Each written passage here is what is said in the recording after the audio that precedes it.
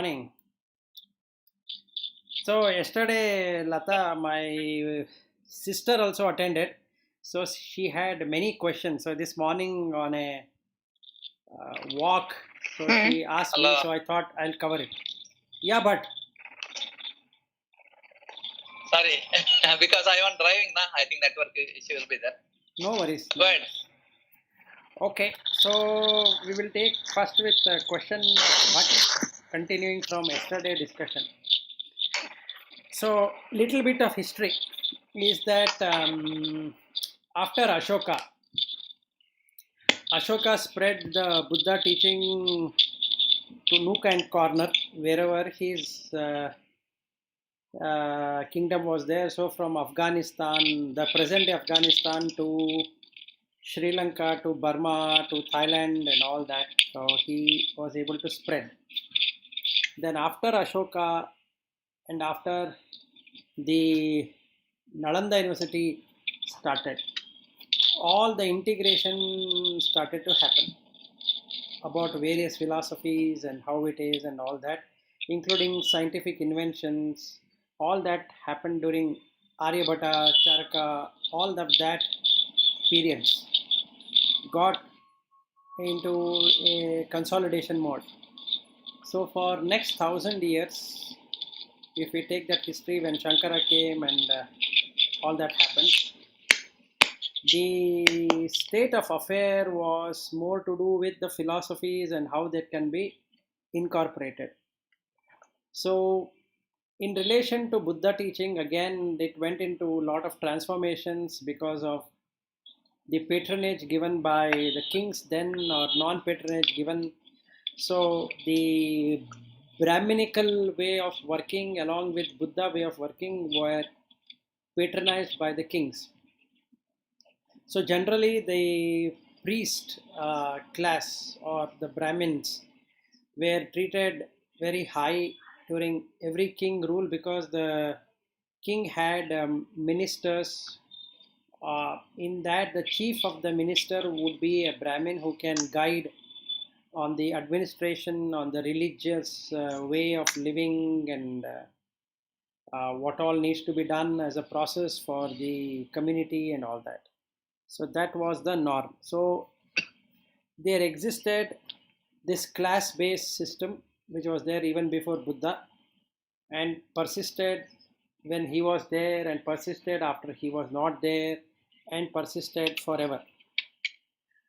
So basically what happened, there were a lot of around I think around 40 or 50 very proficient Brahmins who had got the complete hang of what Buddha teaching was. So they merged many of the philosophies of Buddha along with good thing about the Brahminical way of living.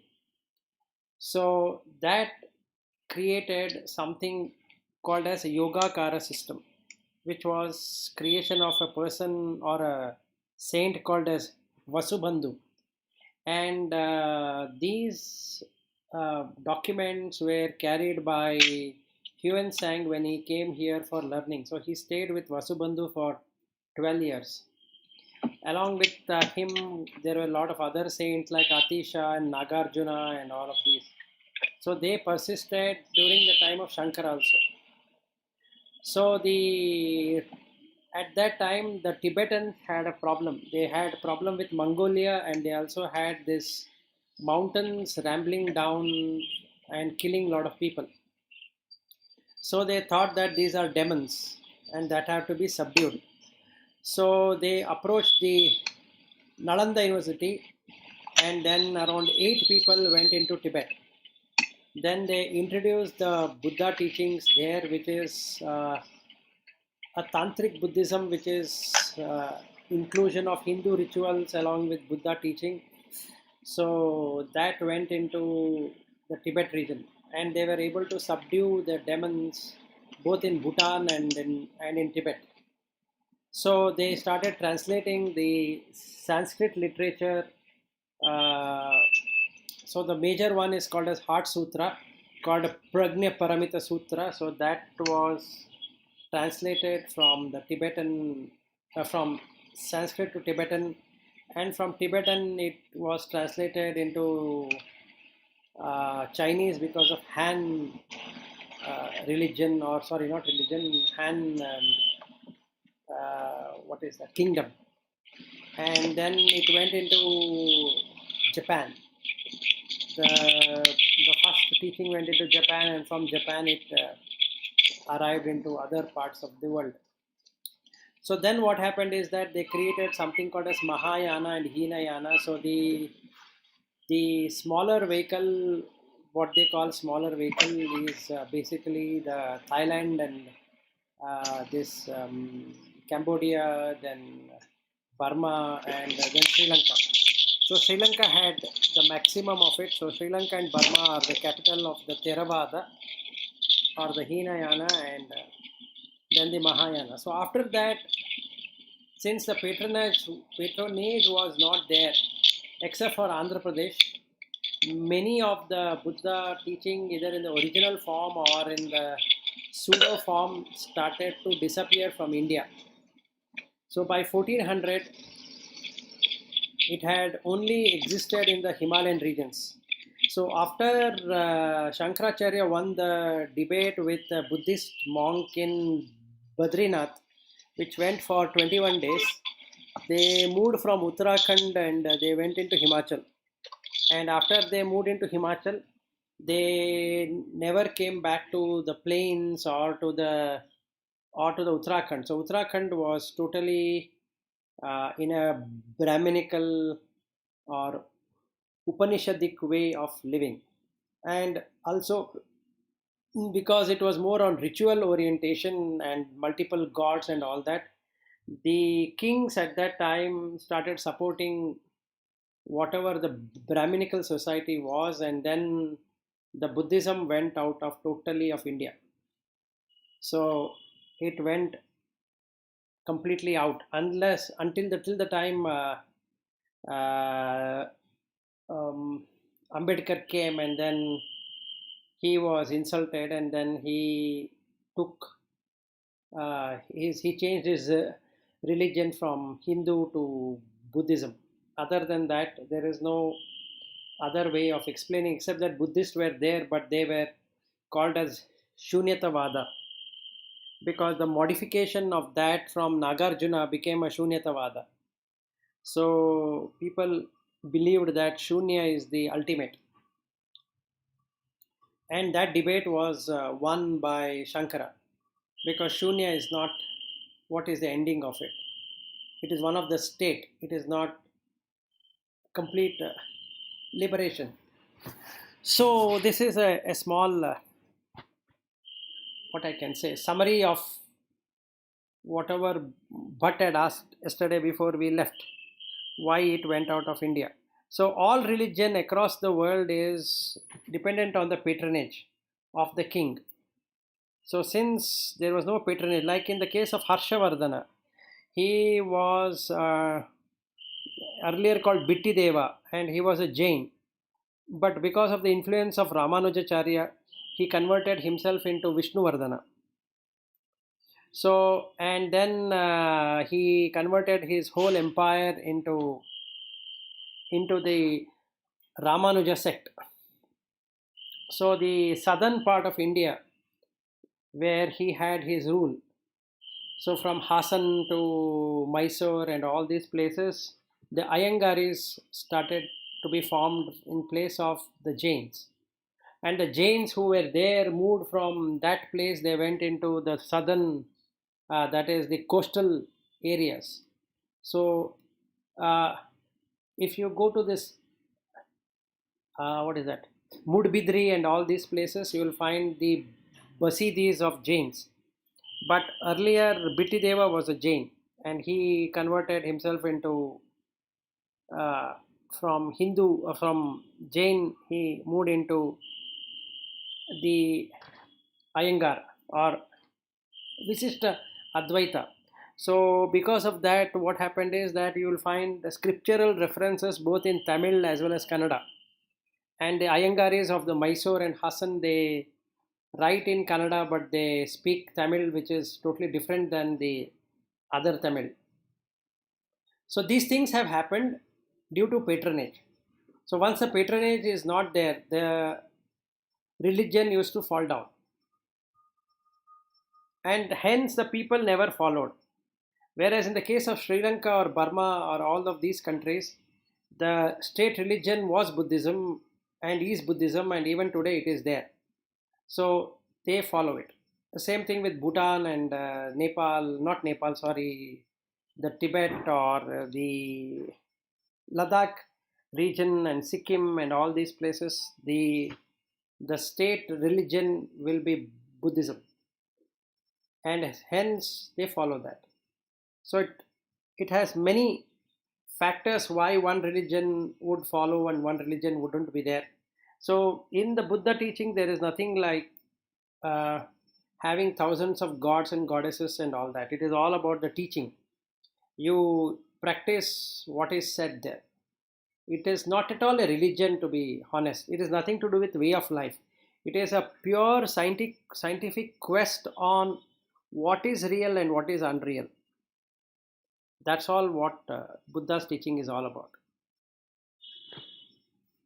Any questions? But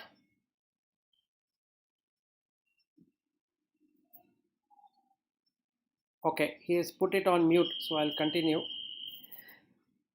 So, proceeding further on the last step, how that last step happens. So, I wanted to give you a complete insight into it and see where Shankara and Buddha will meet and where it doesn't meet, and what you can do. So, basically, if we can see, generally there are three ways of looking at a problem. One way at a physical level, and one way at the mental level, and one way at the consciousness level. These are the three ways of seeing anything. When we come to the physical layer or physical level, whether it is science and technology or human or whatever, there is something called as physical layer. So that's the body. Generally, everyone associate himself or herself with his or her own body and calls that as I. So now in our scriptures, in the Upanishad, it talks about I am not the body and I am not the mind, and I am that pure consciousness, Satchidananda. Okay, that is good as an intellectual, but how do I really practice or how do I really experience it?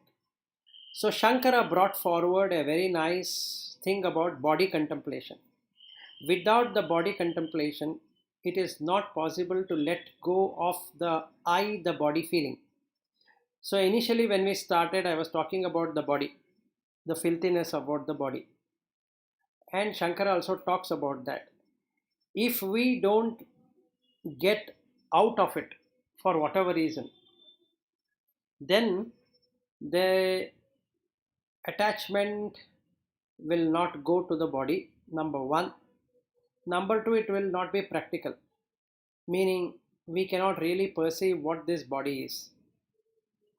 So, Shankara has done a great deal in explaining about this body and dhatus and all of that.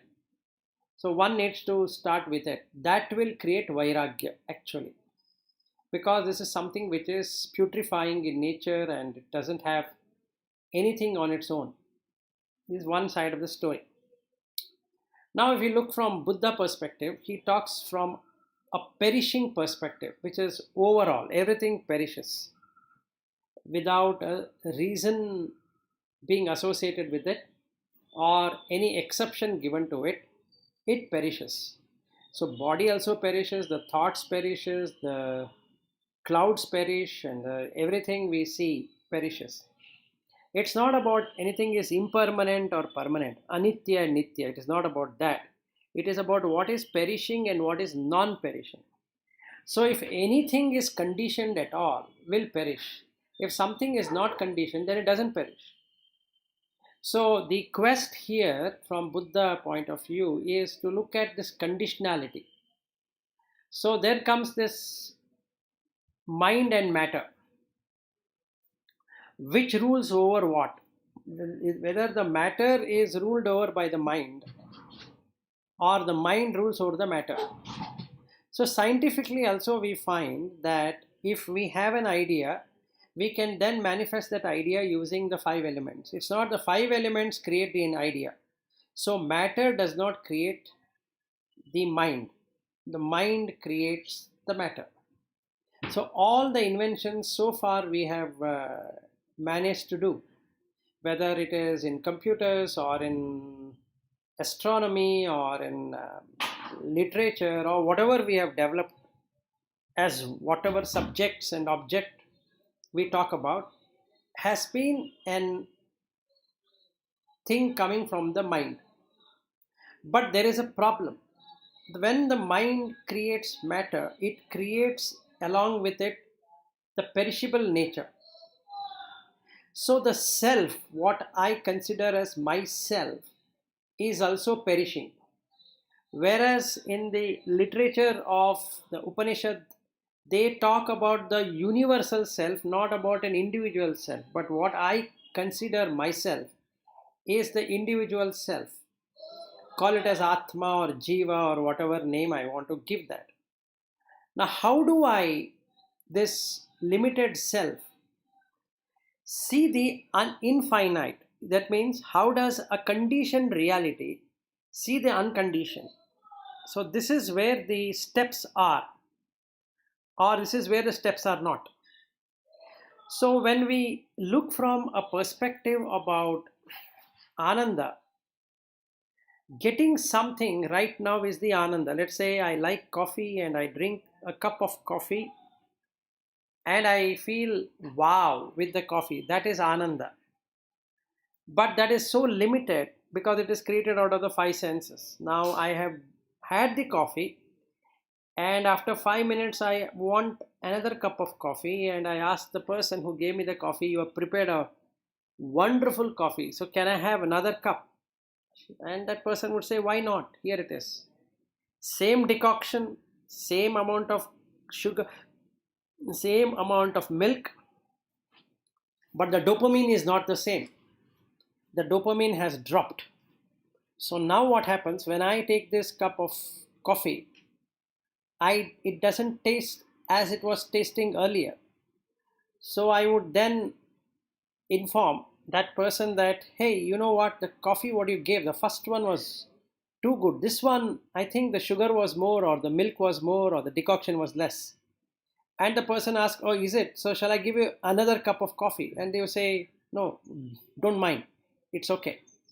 So this person did not get that ananda, which was there in the first cup of coffee, because the senses perish and this is not seen. So, if you take the Shankara philosophy, it doesn't have this perishable nature of self. That's completely missing.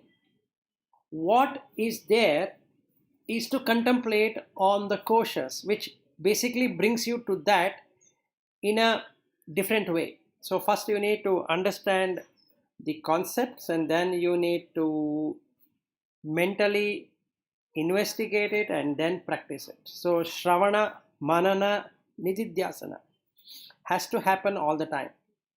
Now, this is too much of concepts when we get into Shankara, but it's not that it doesn't liberate, it does 100% liberate. But the amount of thing one needs to learn is phenomenal. Meaning to say that he needs to know the Brahma Sutras to some extent, he needs to know the Bhagavad Gita to some extent, he should have understood Upanishads to a certain extent.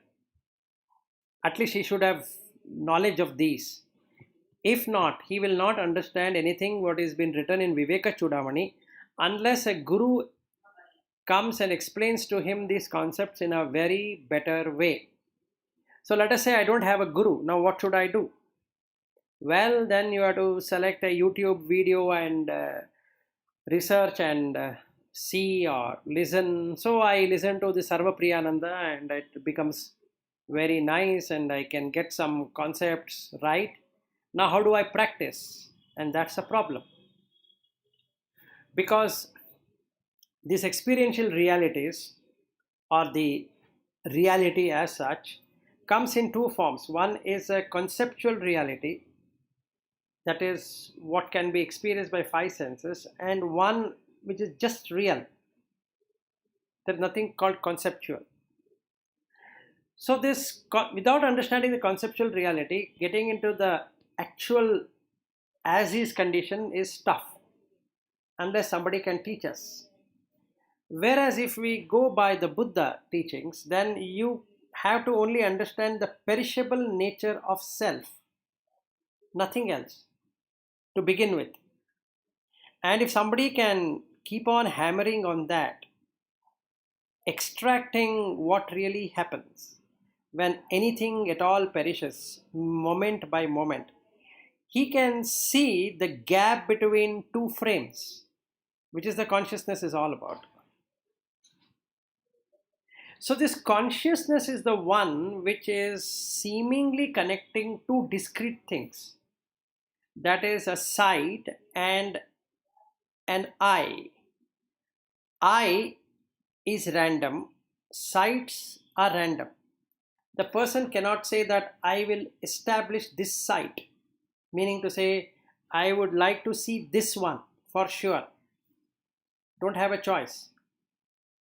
You will get what you want, you might get what you don't want, and sometimes neither you can say you what it came is what you liked or what you did not like. So there will be neutral, there would be liking, there will be disliking.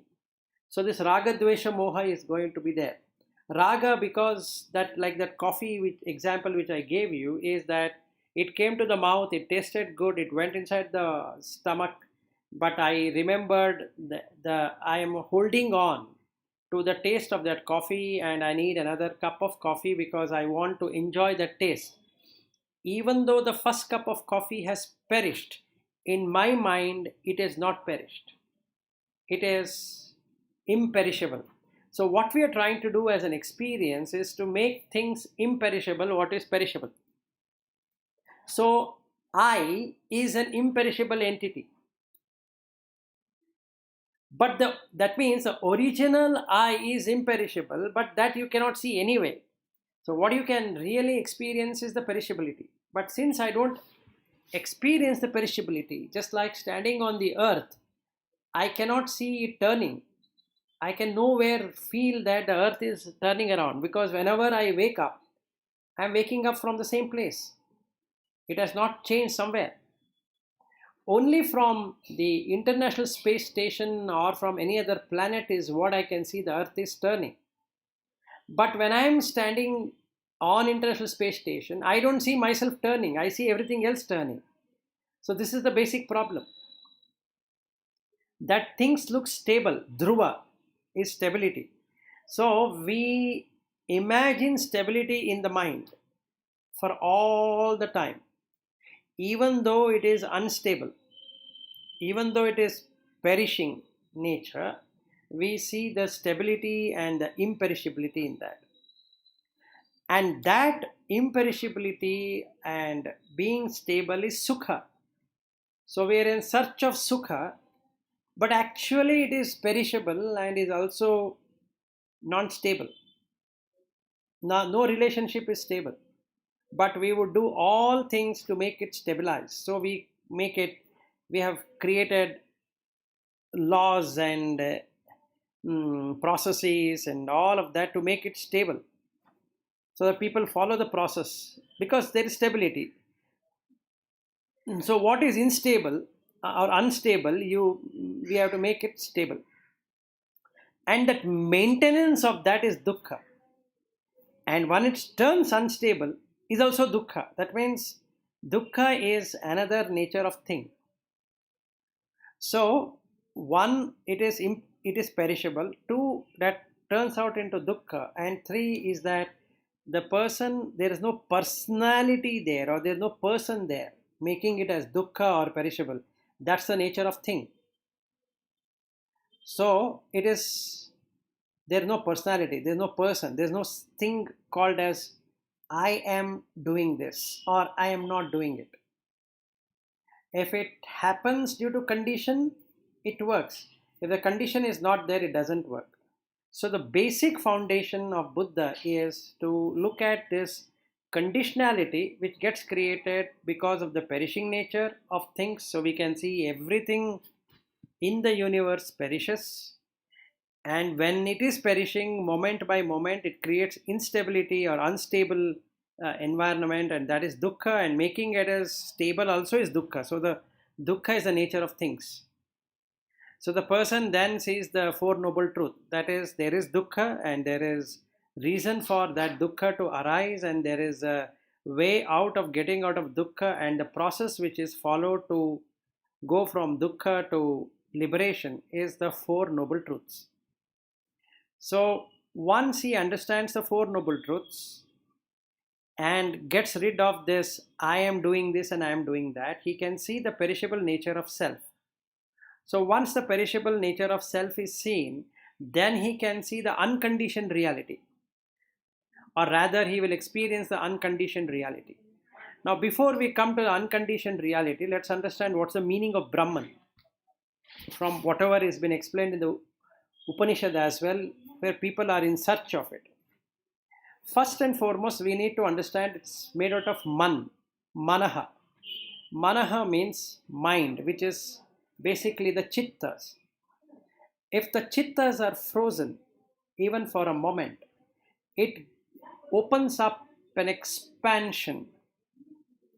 It expands beyond measure. That means it is infinite, immeasurable, and it is achyuta. Chuti. Chuti means cutting. There is no chuti. There is nothing which is splitting between two chittas. It's just uh, an empty, or what we can say, a huge sheet of frozen ice, let's say, which has no differentiation between this and that, and that is called Brahm. Brahm. Brahm. Brahm means to expand. So the manaha, that mind, the chittas in that, which are actually coming from chit, the original non-dual chit, if they were to exist, sat, how they would have existed? They would have existed in Ananda, because nothing arises and nothing passes away. So the Ananda here, what we are talking is that this expansion, expansion in the sense that not as a person, not as a thing, not as any experience either. Because experiencing means there is a split, chuti. If there is nothing to experience at all, it just there, just exists. That is Sat. If it is existing due to something, then that's not existence. That is Asat. Because there is Sat and Asat. So people fight for Sat, that something exists permanently, and Asat, something doesn't exist at all. When one sees from the existence, that is, the breath is going in, yes, it exists, but breath also comes out. So you can't say that only breath goes in, that the breath doesn't come out. And if the person only believes in breath going out and doesn't see the breath coming in, then again he is in trouble, because he is not seeing that the breath is not only going out, it is also coming in. A new breath is coming in. So this going out and coming in, going out and coming in is a cycle. It's called samsara. So what are we talking is unconditioned, no condition. This unconditioned reality is the chitta vritti not being there. So that is called as nirvana. That is when these chittas don't arise anymore. So what Shankara explains furthermore when we get into the Viveka Chudamani, is to start imagining that you are that, not this. So he talks about that and this. That is unconditioned, this is conditioned. Same thing is what Buddha talks about, but then he puts a bridge. He puts a bridge by 12 link thing called as dependent origination. So something is dependent on the next one, and the next one is dependent on the next one, and the next one is dependent on next one.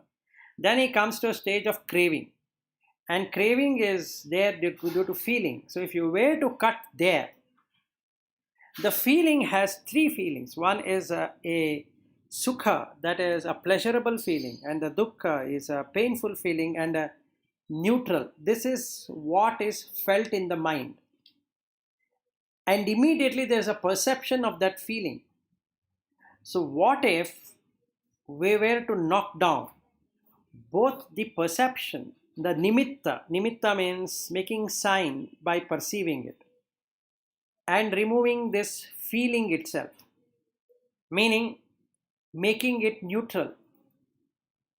Then what happens? Consciousness, being pure and bright, would focus itself on the neutrality. Being in neutral, your mind expands, it doesn't contract, it doesn't become individualized.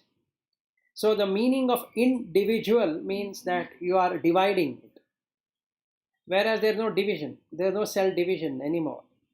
So it encompasses everything. So from the conditioned, you are moved into unconditioned. This is the ninth jhana or the dhyana, what he talks about. He says that it is called as sanya vedaite nirodha, that is, sanya means perception, and vedana means feeling, nirodha means non arising. So you're basically establishing this state of consciousness where the mind has no attraction, no repulsion, and no I sense at all. This is the bridge. Now, the same thing can be done using the Shankara by imagining the infinite nature of the self, not the finite nature of the self. So, we started with the Annamaya Kosha. We looked at how the food sheath is coming, and how the body is, and how it is filthy, and all that. We looked at the Pranamaya Kosha. We looked at how things are, and what is happening in the pranas, and they are feeding because of the condition. The prana is there due to condition, the apana is there due to condition, the vyana is there due to condition. So all these are conditioned. Then we looked at the mind, the manomaya kosha, and then we found out that why this mind is there. Then we looked at the intellect, which is the vijnanamaya kosha, and we found out that that is also conditioned. It keeps on saying I and mine, but really there is nothing it can do on its own. There is no independent charge for any one of these four. And we also looked at the Anandamaya Kosha, and we found out that only due to punya you are enjoying the ananda. If the punya were not to be there, you will never enjoy that ananda. That means again it is conditioned. So Shankara also came to the same point of conditionalities. So all the five koshas are conditioned. But now you have to drop the clay, because all of these conditions were created from the clay. Now you are out of the pot, meaning out of the individual sense, because now we have seen that when we say individual, it is the five senses and the five sense objects. So the vairagya should have happened, the viveka should have happened, the shama, dhamma, uparati, all of that, what we spoke yesterday, should have got completely established. And when we come to Buddha teaching, he talks about that perishable nature, and immediately you can set your moral values there. So then we don't have to tell lies, we don't have to have a harsh speech with someone, we don't have to have a slandering kind of a speech, then we don't have to have this blabbering or just talking about the worldly affairs, how the politics is, how the game is, how that is, how this is, because that makes no sense in this consciousness. this has this creates impressions on the mind which is not required. So we can leave this four things which are spoken, and there are four things which are made by the body. So one of them is the violence, and second one is killing, and third one is stealing, and fourth one is the sensual misconduct. All the five senses, we conduct them in not in inappropriately, and the highest of them is the sexuality. And there are two from the mind. One, excessive greed. Having the second cup of coffee, just now I had a one cup of coffee, but I love the taste, so I need another cup of coffee. And there is an ill will. Something is not good, so I have an ill will feeling in the mind. So these are the 10 bad deeds. If the chitta were to fall on that, the conscious chitta were to fall on that, it creates these impressions. So which becomes tamasic. Then we can create 10 good values, which becomes sattvic. But if you were to stay in the center, then you are on the verge of liberation. You not only get Atmananda, but you will also get Brahmananda, because your mind totally expands. There is no attachment to this side or that side. It is just neutral. So the steps, what he indicates from the beginning, that is how to establish oneself morally. And then he talks about the body contemplation. He talks about the dhatus, that is the four elements contemplation.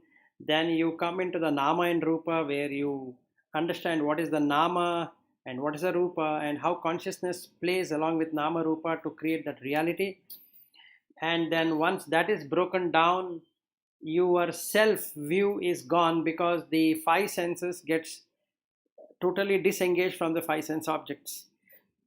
So I will be in a state of understanding the five aggregates, that is the form, that is the rupa, feeling, that is the vedana, sanya, which is the perception, sankhara, that is the preparations, and the vijnana, which is the consciousness.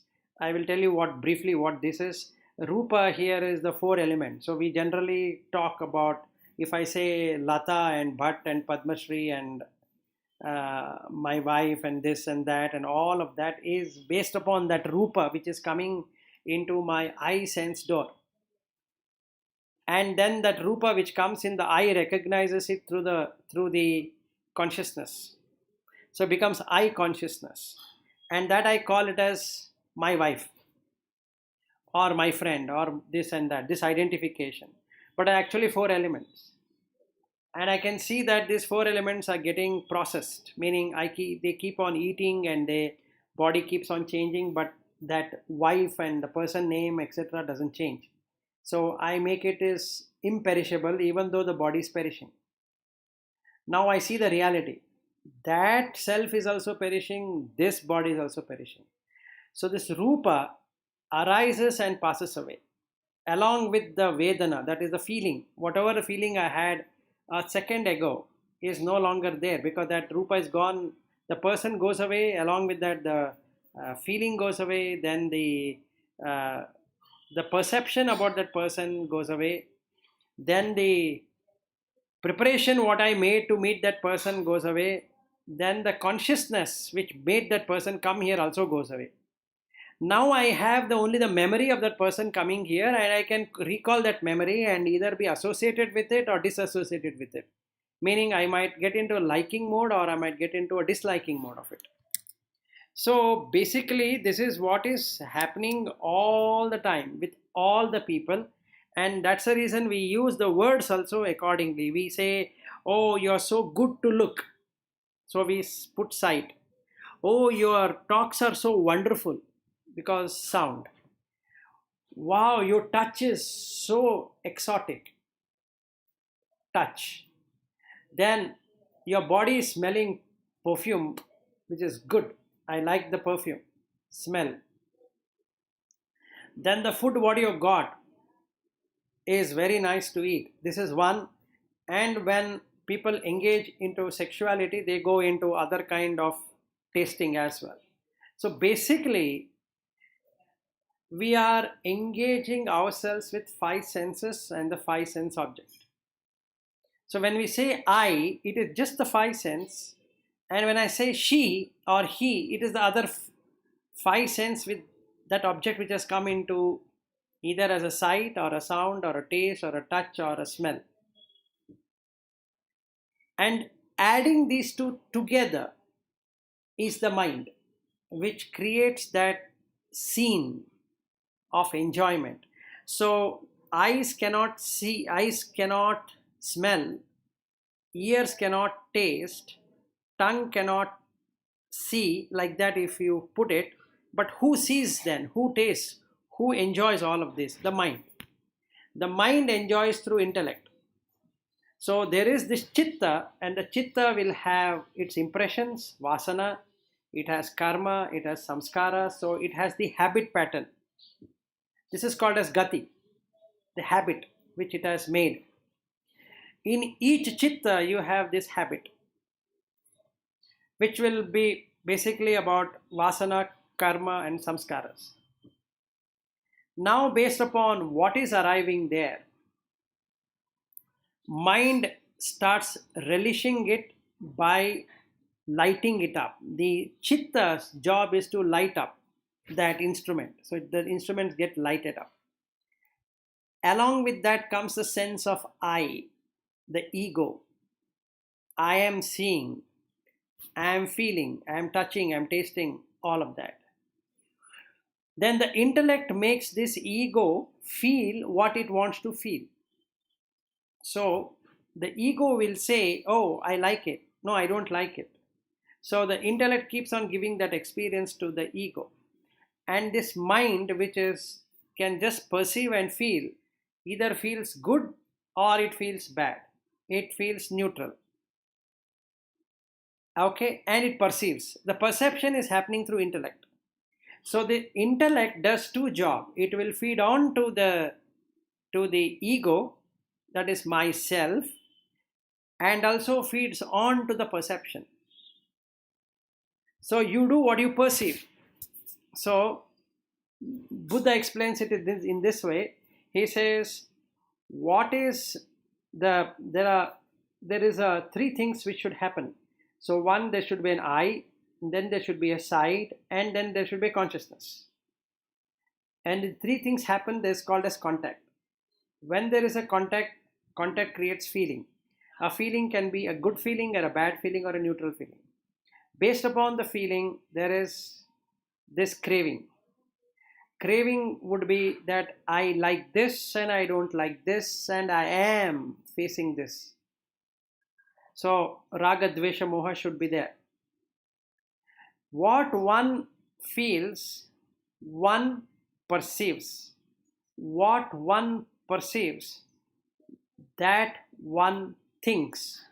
What one thinks, that will get proliferated, meaning it creates stories.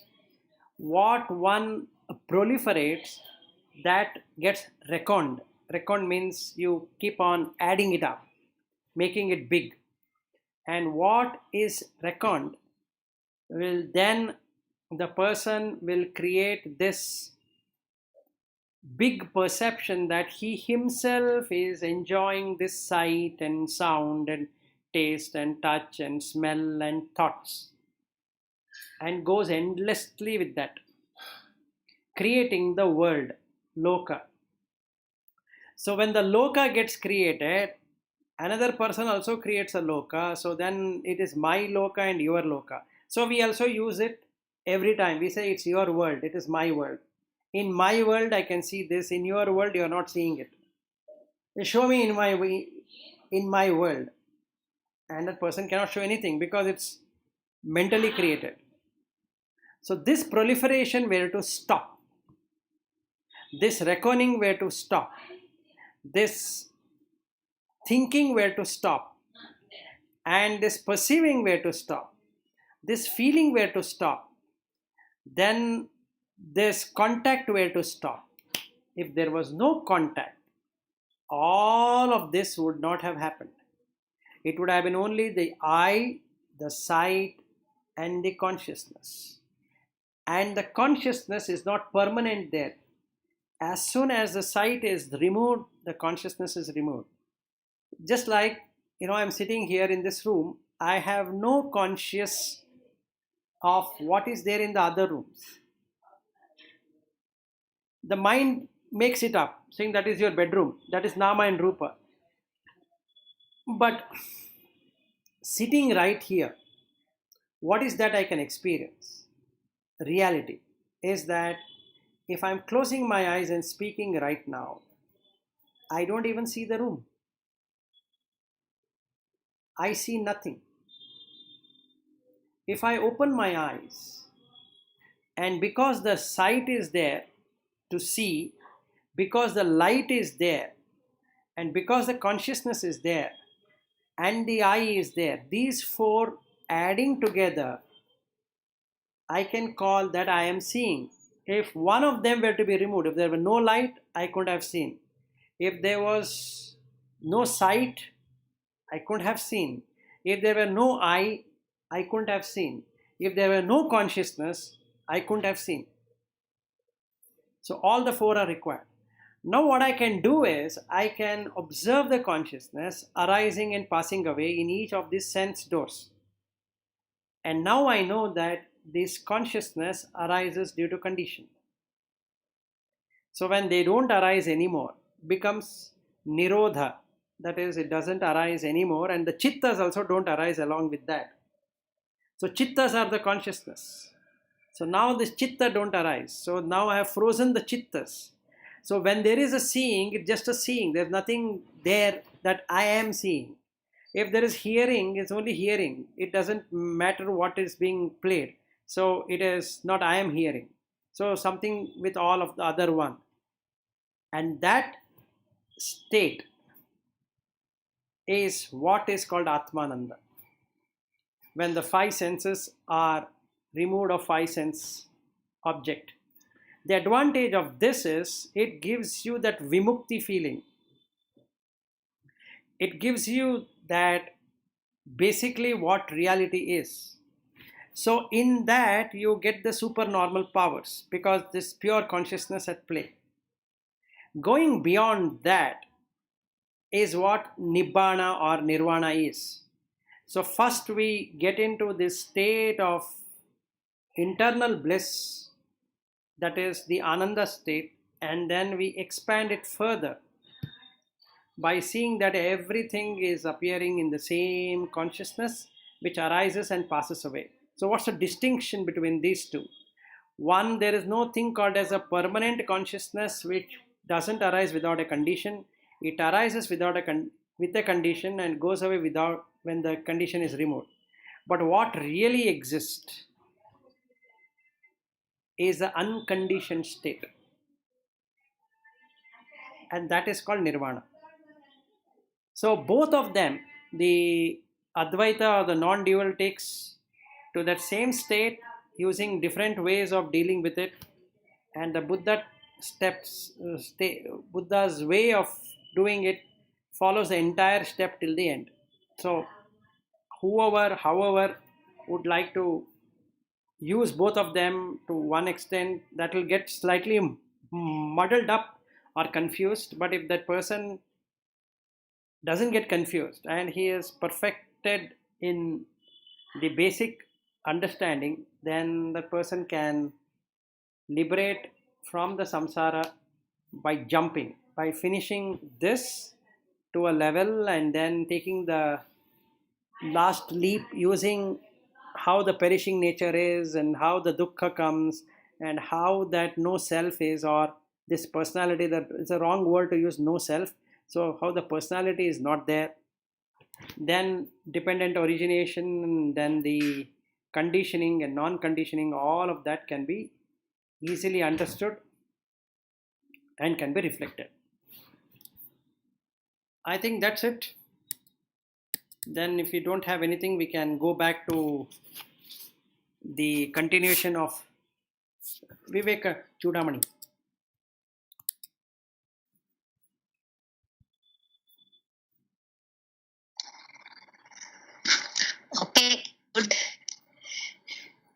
lengthy explanation.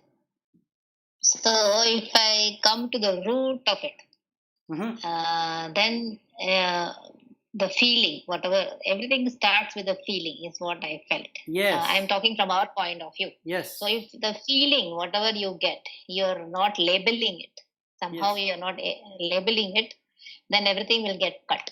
Yes, correct. That is what he is all about. If you can do that, And that's the last jump. that's the last jump. Correct. Perfect. Okay.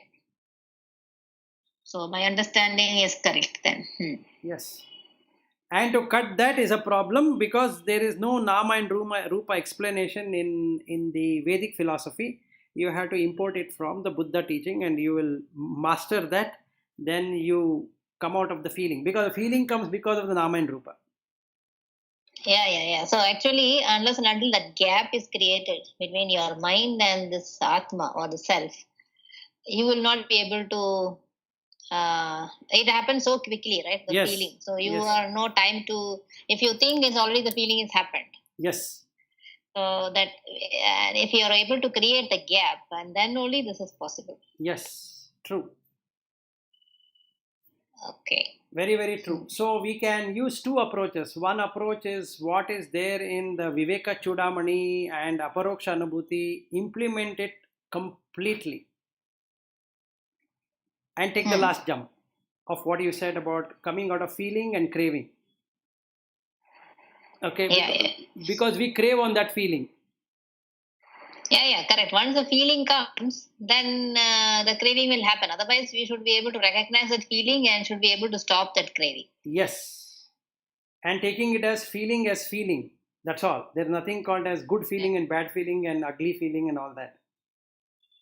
Because this feeling is it happens at lightning speed, so that's why it is difficult. Yes, and we don't have a way of looking at it. In the Buddha teaching, he gives you the step. Okay, here is how you have to see the feeling. So so I think correct. That's true. And also it gives a step. So if you miss the feeling, then you can have the craving. There. Yes. Then the next step is you want it or not want it or whatever. So you can stop it at different steps. Yes. You can cut the link. Yeah. So you can cut the link anywhere. So it slowly will. The remaining will not happen if you cut the link. So he starts like this. He says avidya pachaya sankhara. That is, ignorance is the condition for the samskaras or the sankhara or whatever we call it, preparation to happen. You prepare something out of ignorance. What is this ignorance? The ignorance is that the Four Noble Truth is not really understood by the person. So he thinks what is perishing is actually imperishable. The name is imperishable. So I will make sure that name exists. So once these preparation starts, it will go like a cycle now. So there are two places or three places where a person can cut it. One at name and form level, that's the best thing to happen. So then there's no feeling, there is no craving, there is no becoming, there is no birth and no decay and death and all that. If he cannot do it at that state, he can do it at the contact state. When this gets contacted, he can cut it there. Then if he misses there, he can cut it at the feeling level. If he misses there, he can cut it at the craving level. But if he doesn't cut it at a craving level, then he cannot cut it anywhere. It goes in the full cycle. Yeah. So basically, we need to investigate, and beautifully you can drop it. And then you can see your mind expands and expands and expands endlessly. Then actually even earlier also people used to get into these four arupa states of the mind, that is only mental states, that is you will find infinite space. You see everything as infinite space, and then you get into infinite consciousness, wherein you'll be able to see how the consciousness is coming and going in each of the sense doors and what is happening and how it is bringing into light. So this is the infinite consciousness. Then you get into nothingness. That means this five senses and the five sense objects are nothing. They don't exist. So that's called nothingness. Then you come into the state of neither perception and nor non-perception. That is, there is this nimitta. Nimitta means sign. There is neither any sign, nor you can say that the sign is yet there. So you will get into this state. And following that, the feeling and the perception, that is the sign and this feeling, will go away. So that is complete vimukti. Once you come back from that world, just like how Ramakrishna Paramahamsa came back after 5 days, and Totapuri was waiting, why is he not able to come back? And when he comes back, that person is a different being altogether, because he has seen everything, how it has happened, how it has manifested, what didn't manifest, and all his fetters, all his, the fermentation which was there in his mind is all completely clear. So he doesn't exist as himself anymore. Even the subtlest amount of I, the individual self, is gone. So you talked about some fermentation, no? What is that fermentation? Fermentation is, there are these 4 fermentation which we have, which we keep on carrying. One is about the kama guna, which is the sensuality. See, some people call themselves as foodies, right? So Okay. that is the fermentation. There is nothing called as foodie, right? It is just for filling up your stomach. But the person is so addicted to the taste. Some people call themselves as music lovers, right? I love music, or I love arts, something like that. And they cannot stay even a day without having it. And some people are intellectual. They cannot stay one day without reading anything, right? So these are the fermentations of the mind. Like that, all 6 senses has 6 kind of fermentation. So we basically have the sensuality as one of the fermentation. Second fermentation is that I exist, I am there, I am doing it, it is mine, or something like that. It is this I am as the fermentation. Then there are people who are with views. This is my view. My view is the only view and no other view on anything they talk about. So they come up with, this is my view, this is my opinion, and this is what I am, and all that. So this is the third thing. And there is the fourth one called as ignorance. Ignorance of what the reality is. And that's a fermentation. These are the 4 fermentation which is there in everyone, in some quantity or the other. The idea is to clear off all the fermentation. Okay.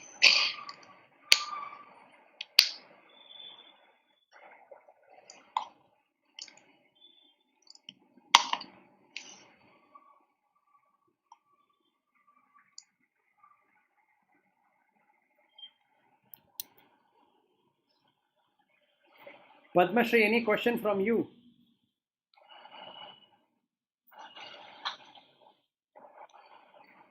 No, with us. Vilas, I am in the office. Okay. So already reached. Okay. Yes. First time after 6 months. Yeah. So you're in Kenoi, or? I'm just in front of my seat. Oh, okay. How did you Took some time for, I drove. It took some time for me to clear all that formalities. Arogya Setu and then the entry. My name was not there. Then Harish came and helped. For a minute, There are 2 people near the gate for doing all that clearance. Get 5 masks from office. ABB is very, very safe.